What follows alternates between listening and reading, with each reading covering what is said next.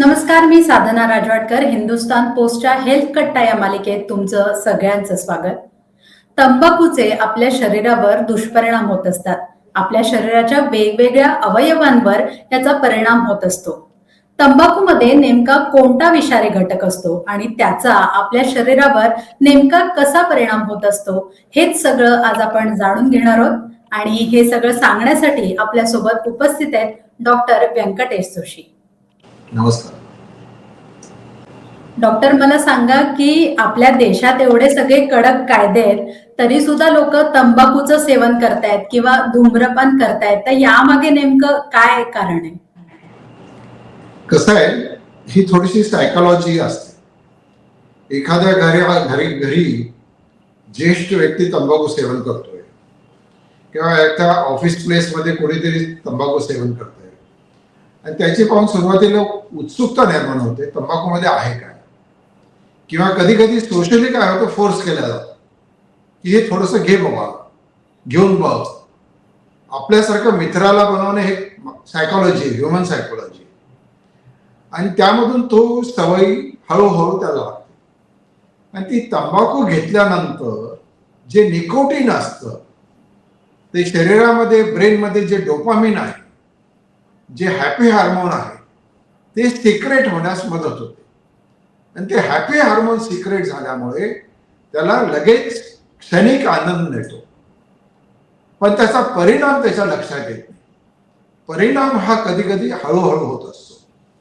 बऱ्याच वेळास काय करतो आपण, ऍक्सेप्ट करतो, क्रिया करतो, त्यावेळेस त्याचा परिणाम लक्षात येत नाही. परिणाम हे नंतर होत असतात. त्यामुळे तंबाखू घेतल्यानंतर ज्या निकोटीनमुळे डोपामिन सिक्रेट झाल्यामुळे त्याला एक फ्रेशनेस येतं, आनंद वाटतो, क्षणिक आनंद वाटतो. त्यामुळे तो तंबाखूच्या सेवनाच्या मग रिपीटेड करतो. मग ते हळूहळू ते ॲडिक्शन होतं. हे असं आहे, तंबाखू सेवन एकदा सुरू झाल्यानंतर मग ते पुढे रिपीटेड होऊन त्याचे परिणाम काय होणार आहेत हे त्याला लक्षात येत नाही. डॉक्टर, तुम्ही आत्ताच उल्लेख केला की तंबाखूमध्ये निकोटीन असतं, तर तंबाखूमध्ये निकोटीनसह अजून कोणते घटक, विषारी घटक असतात आणि त्याचा नेमका परिणाम आपल्या शरीरावर काय होत असतो? कसं आहे, हा फार महत्वाचा प्रश्न आहे. तुम्ही खूप चांगला प्रश्न विचारला. कारण की सामान्य लोकांना तंबाखूमध्ये एक निकोटीन आहे एवढंच माहिती आहे. वास्तविक 7,000 विषारी द्रव्य आहेत, 7,000 विषारी द्रव्य. आणि त्यापैकी 70 विषारी द्रव्यांचं संशोधन झालेलं आहे. आणि त्या 70 विषारी द्रव्यामुळे साध्या कॅन्सर पासून बाकीचे heart attack, diabetes, blood pressure, सगळे लाईफस्टाईल डिसऑर्डर होऊ शकतात. ब्रेनचे आजार, ह्या सगळ्या आजाराला तो रुग्ण बळी पडू शकतो. त्यामुळे एक निकोटीनच नाही तर असे 70,000 विषारी द्रव्य, टॉक्सिक द्रव्य त्या तंबाखूमध्ये असतात. तुम्ही त्याच्यात टॉक्सिक द्रव्य असतात त्याच्याविषयीची माहिती सांगितली, पण मग या तंबाखू सेवनामुळे किंवा धूम्रपानामुळे होणारे आजार कोणते आहेत प्रामुख्याने?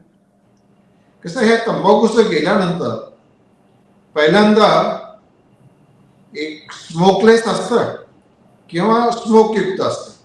म्हणजे गुटखा खाल्ला तर त्याचा परिणाम सलाबामधून ही लाळ असते, त्यातून त्याचा शोषला जातो जो विषारी पदार्थ आहे. जे विषारी पदार्थ शोषला गेल्यामुळे त्याच्या तोंडामध्ये, घशामध्ये, फुफ्फुसापर्यंत ती हळूहळू सूज येते. त्यामुळे तिथे इरिटेशन व्हावं आणि ही सूज पुढे पुढे रक्तवाहिन्यामध्ये पोहोचते. आणि रक्तवाहिन्यात पोहोचल्यानंतर त्यामध्ये रक्तवाहिन्याचं जी पातळ लेअर असते मध्ये, त्याला एंडोथेलियम म्हणतात.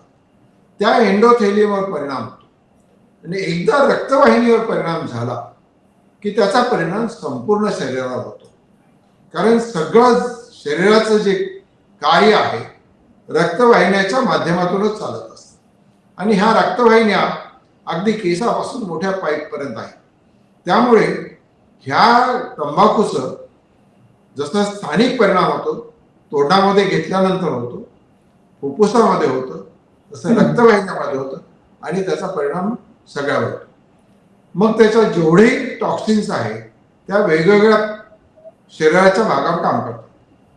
मग एकदा रक्तवाहिनीवर परिणाम होतो, त्याचा हार्टवर परिणाम होतो, हार्ट अटॅक येऊ शकतो, ब्लॉकेज होऊ शकतं, फुफ्फुसामध्ये फुफ्फुसाचे कॅन्सर होऊ शकतात, तोंडाचे घशाचे कॅन्सर निर्माण होऊ शकतात, डायबिटीसला चालना मिळू शकते, वेट वाढू शकतं. ह्या सगळ्या जेवढ्या काही आहेत, ब्रेनमध्ये आजार होऊ शकतात. हा पूर्ण कारण त्या रक्तवाहिन्याच्या माध्यमातून त्याच्या शरीरामध्ये सगळीकडे ते पॉयझन पसरलं जातं. हळूहळू त्याला पता लागत नाही, त्यामुळे त्याचा परिणाम एक 15-20 वर्षांनी लक्षात येतो, 10 वर्षांनी लक्षात येतो आणि त्यावेळेस ती वेळ निघून गेलेली असते. त्यामुळे खरं कारण आहे की वेळेवर क्षणिक आनंदाचा साठी आपलं स्वतःचं नुकसान करून घेऊ नये अशी मला विनंती करावी वाटते सगळ्यांना. तंबाखूमुळे होणारे आजार कोणते आहेत ते तुम्ही सांगितलं, पण मग तंबाखू विषयीचे किंवा तंबाखू सेवनाविषयीचे लोकांच्या मनात नेमके काय गैरसमज आहेत? म्हणजे तुम्हाला जेव्हा पेशंट भेटतात तेव्हा अनेकदा वेगवेगळे प्रश्न विचारत असतील, तर कोणते गैरसमज नेमके लोकांच्या मनात आहेत? हा पण महत्वाचा प्रश्न आहे, जे पेशंटच्या बाबतीतही घडतंच. एखाद्या चहाच्या टपरीवर आपण उभा टाकलो तरी तुम्ही सहज गप्पा ऐकलं तरी लोकांच्या लक्षात येतो, तो एकमेकाशी संवाद चालू असतो त्यांचा. मी तंबाखू काही खात नाही, मी गिळत नाही, त्यामुळे मला काही होत नाही, असा लोकांचा एक गैरसमज असतो. पण वास्तव तसं नसतं. तंबाखूचं जे पॉयझन असतं, असे काही पॉयझन आहेत की त्याची चव समजू शकते नाही. हे पॉयझन त्यांचा पोहोचण्याचा रस्ता वेगळा असतो. ते सलाव्यामधूनच काम करतात. म्हणजे ओठावर ठेवल्या ठेवल्या त्याच्या टॉक्सिसिटीचा, त्याच्या विषारी द्रव्याचा परिणाम सुरू होतो. त्यामुळेच विदिन 30 सेकंद 10 सेकंदामध्ये त्याला एक आनंदाचा क्षण आल्यासारखा वाटतो. त्यामुळे लोकांचा जो गैरसमज आहे की मी तंबाखू खात नाही, मला काही कॅन्सर होत नाही, मला काही हार्ट अटॅक येणार नाही, मला काही ब्लॉकेज होणार नाही, हा चुकीचा गैरसमज आहे. त्यामुळे तंबाखूचं सेवन करणाऱ्यांनी त्याच्या सलाव्यामधून सिक्रेशन होऊन ब्रेन पासून अगदी केसापासून नखापर्यंत त्याचे दुष्परिणाम होऊ शकतात. हा एक मोठा गैरसमज आहे. धन्यवाद डॉक्टर. तुम्ही तंबाखू सेवनाचे नेमके परिणाम काय होत असतात ते सांगितलं. तंबाखूमध्ये नेमकी विषारी द्रव्य कोणती असतात याविषयीची माहिती सुद्धा तुम्ही आम्हाला दिलीत, त्यासाठी मनापासून धन्यवाद.